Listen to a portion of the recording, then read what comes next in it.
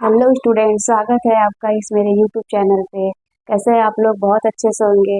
तो पहली बात तो मैं ही आपको और आपके परिवार को होली की बहुत बहुत ढेर सारी हार्दिक शुभकामनाएं करती हूँ कि आप लोग बहुत अच्छे से अपनी होली के इस त्यौहार को मनाएंगे। तो बच्चे, आज आज के टॉपिक पर हम जो बात करेंगे, इसके पहले भी हमने वीडियो में जो डिस्कस किया था उसी से रिलेटेड है।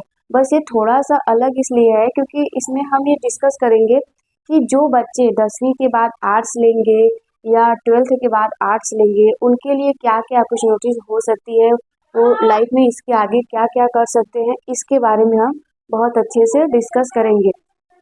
अब अगर जो बच्चा बहुत पढ़ने में वीक है या फिर उसका साइंस में मन नहीं लगता किसी भी वजह से, तो इसके बारे में आज हम डिटेल में बात करेंगे। अगर वो 10वीं का हो या 12वीं का, अगर वो बच्चा आर्ट्स लेता है तो वो क्या क्या कर सकता है। जैसे होता है ना कि अगर साइंस लिए हैं तो डॉक्टर इंजीनियर बनेंगे, कॉमर्स लिए हैं तो सीए बनेंगे, लेकिन आर्ट्स ले रहे हैं तो हमारे पास क्या क्या हो सकता है, क्या क्या अवेलेबल है चीज़ें। ये तो होता है ना, कुछ गिनाने के लिए, दिखाने के लिए, अपने पेरेंट्स को बताने के लिए कि हाँ नहीं, ये सब भी अवेलेबल है।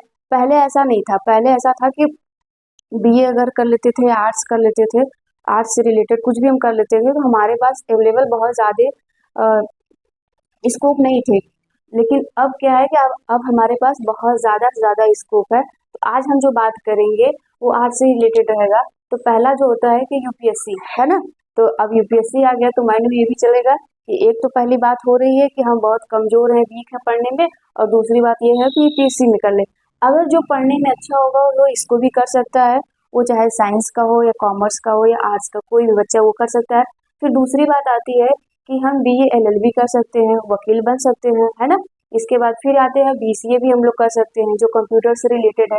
और ये बीएचएम, बीएचएम क्या होता है कि बैचलर होटल मैनेजमेंट। ये भी एक ट्रेंड में चला है कि आप अगर किसी भी होटल में जा रहे हैं तो आपके पास कुछ डिग्री होनी चाहिए। तो इसके अलावा हम ये भी कर सकते हैं जब हमारा पढ़ने में मन ना लगे, साइंस में रुचि ना हो। लेकिन इसमें ऐसा नहीं है कि आपको पढ़ना नहीं पड़ेगा, पढ़ना है लेकिन साइंस से थोड़ा सा कम। तो ये जो है वो 10th वाले भी कर सकते हैं, 12th वाले भी कर सकते हैं। अगर जो बच्चा 12th पास आउट हुआ है, अगर वो आर्ट्स ले रहा है तो उसके पास भी ये सारी चीजें हैं अवेलेबल, वो ये भी कर सकता है। फिर दूसरा आता है जर्नलिज्म। अब ये जर्नलिज्म क्या होता है? जर्नलिज्म ये होता है कि जो टूरिस्ट को घुमाते हैं, दिखाते हैं चीजें ना, वो इसके लिए भी आती है। तो कुछ कॉलेज होते हैं जो इन सब चीजों को कराते हैं। अगर आप ये सब कर रहे हैं तो एक अच्छे कॉलेज से करिएगा जहाँ पे ज्यादा से ज्यादा हमें सीखने को मिले। होता है ना कि हमारे पास स्किल डेवलपमेंट होना चाहिए।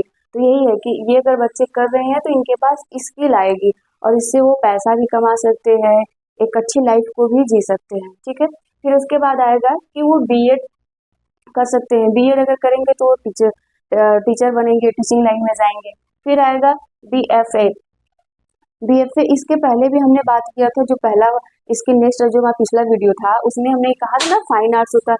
तो फाइन आर्ट्स यही होता है ना। फाइन आर्ट्स में जो आर्टिस्ट बनते हैं, देखे है ना कि आर्टिस्ट बहुत लोग, उनकी जो पेंटिंग होती है वो बहुत अच्छे अच्छे दामों में बिकती है। तो वो यही लोग करते हैं, फाइन आर्ट्स। इसके बाद भी आप बीएफएम के अलावा भी आप कर सकते हैं ये भी, इसमें भी मास्टर डिग्री आपको मिल सकती है। फिर ये आता है बीजेएमसी। ये क्या होता है? ये bachelor journalism in mass communication. आपको बात करने आना चाहिए। होता है ना कम्युनिकेशन, जो बच्चे बोलने में बहुत अच्छे होते हैं, कहीं पे उनको हिचकिचाहट महसूस नहीं होती, वो बहुत इजीली से किसी के साथ कम्युनिकेशन कर सकते हैं, बहुत अच्छे से बात कर सकते हैं, वो बच्चे ये भी कर सकते हैं। इसके लिए आप देखे होंगे कि कहीं पे भी चीजें होती हैं, अगर आप लोग देखे होंगे संसद वगैरह होता भी होता है तो वो भी उसमें भी बात करके ये बच्चे वहां पर भी जा सकते हैं। एक तरीके से ये टाइलिंग भी कर सकते हैं। फिर दूसरा आता है कि अगर हमें ये सब नहीं करना है, एक शॉर्ट टर्म कोर्स करना है, तो जब हमारे पास शॉर्ट टर्म कोर्स होगा वो क्या क्या होगा? ये 6 मंथ का हो सकता है, 1 ईयर का हो सकता है। तो पहला जो होगा वो एनिमेशन होता है। इसमें क्या होगा, जो बच्चे कंप्यूटर या फोन गेमिंग, जो भी जिनको बहुत ज्यादा मन लगता हो इनमें, तो ये कर सकते हैं। इसमें क्या होगा कि थोड़े बहुत एडिटर्स का काम करते हैं। और जैसे आप थंबल होता है ना, मेरा वीडियो देखते होंगे तो थंबल होता है ना, उसमें आता है। और इसके अलावा आप ग्राफिक्स भी कर सकते हैं, है ना।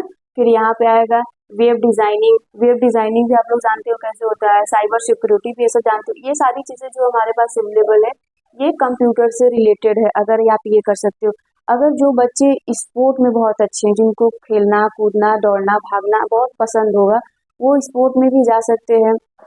बैचलर इन फिजिकल एजुकेशन, इसमें भी आपको जब वहाँ पे जाके आप कोर्स ले सकते हो, उसको भी बहुत अच्छे से नॉलेज मिल जाएगी आपको। वहाँ पे भी कुछ ना कुछ सीखने को मिलेगा। इन सारे कोर्सेस में ज़्यादा मतलब दिमाग नहीं लगाना, ज़्यादा पढ़ना नहीं है, लेकिन आपको थोड़ा बहुत तो पढ़ना पड़ेगा ना। थोड़ा बहुत पढ़ के आप बहुत अच्छे से इसमें कुछ ना कुछ अच्छा कर सकते हो, अपने अंदर एक अच्छी स्किल डेवलपमेंट ला सकते हो। इसके अलावा अगर किसी को अदर कुछ करना हो, अगर अदर में आएगा तो अदर में ये आता है कि आप फैशन डिजाइनर बन सकते हैं।